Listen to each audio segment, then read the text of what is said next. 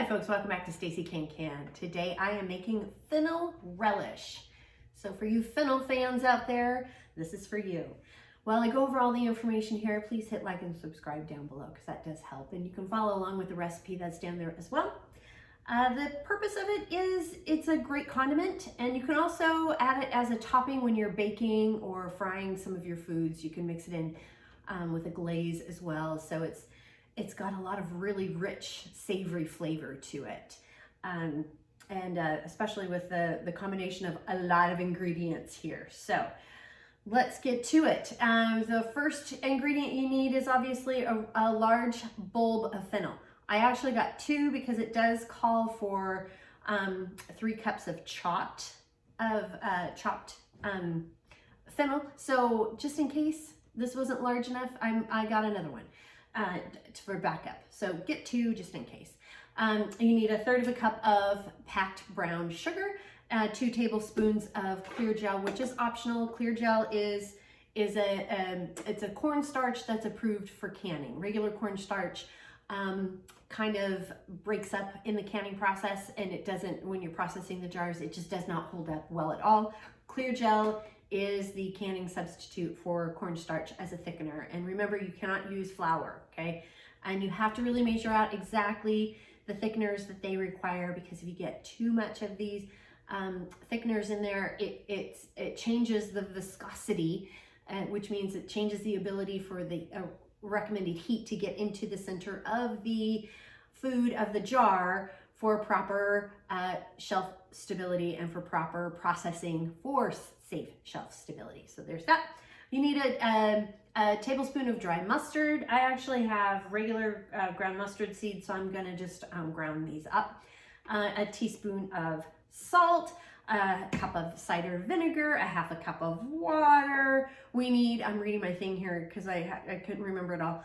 2.5 cups of finely chopped onions. You need 1/4 cup of drained pickled capers, a teaspoon of lemon zest, a teaspoon of fennel seeds, this one here, 1/4 teaspoon of cracked black pepper, and optionally some ball pickle crisp or Bernardin, I think that's how you pronounce it, pickle crisp, which I believe is a Canadian brand.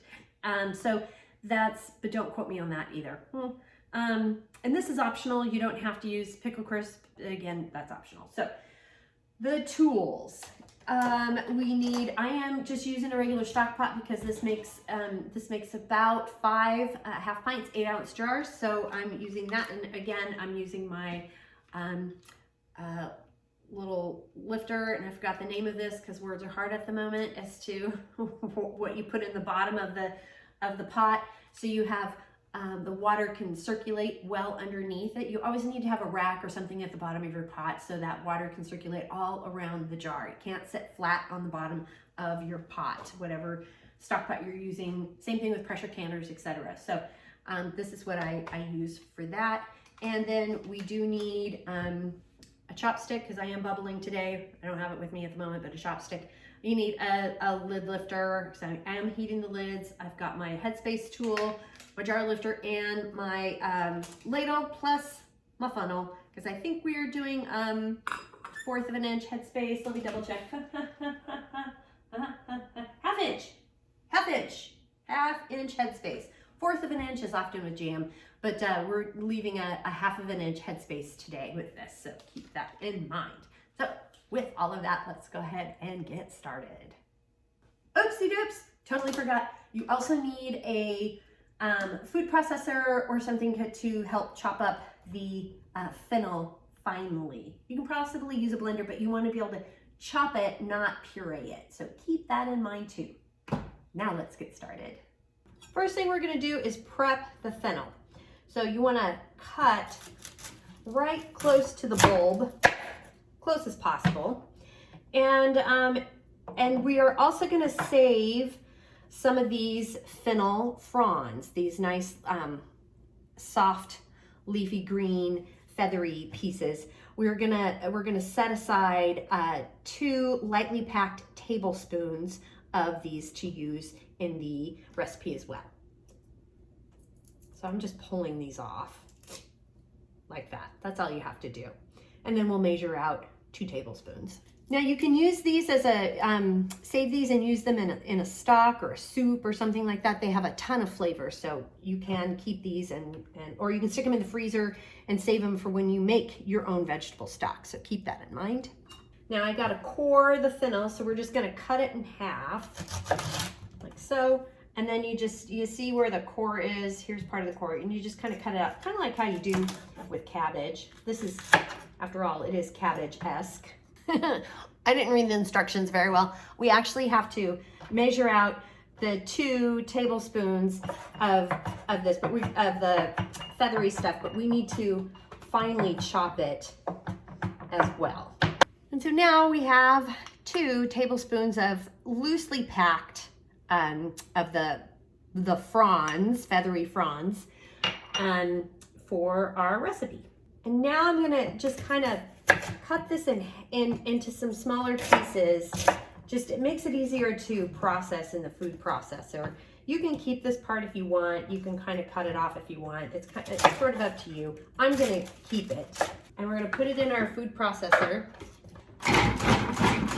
So I have it finely chopped.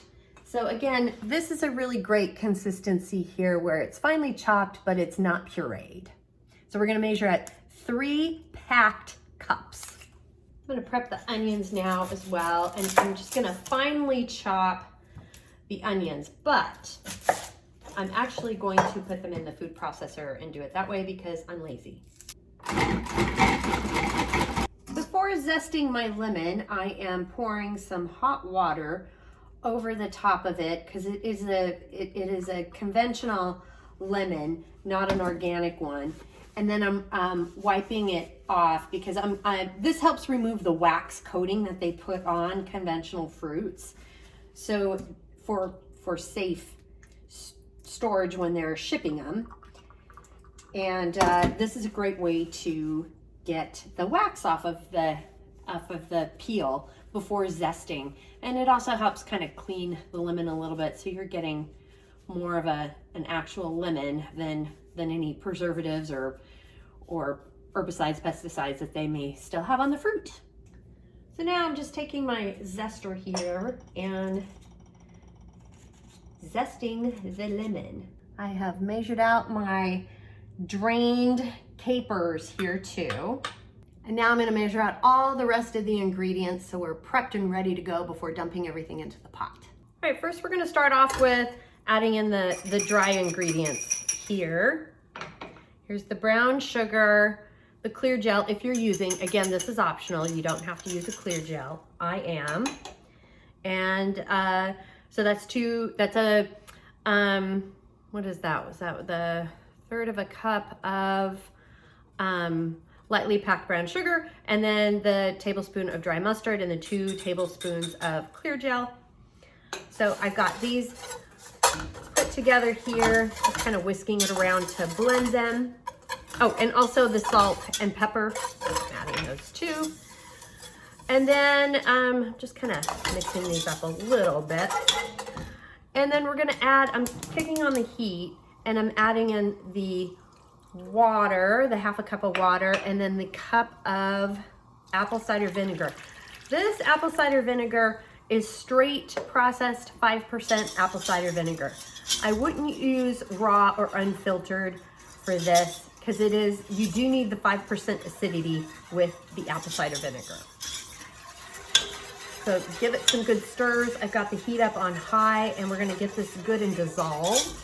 And now I've got it kind of mixed up and blended, so I'm adding the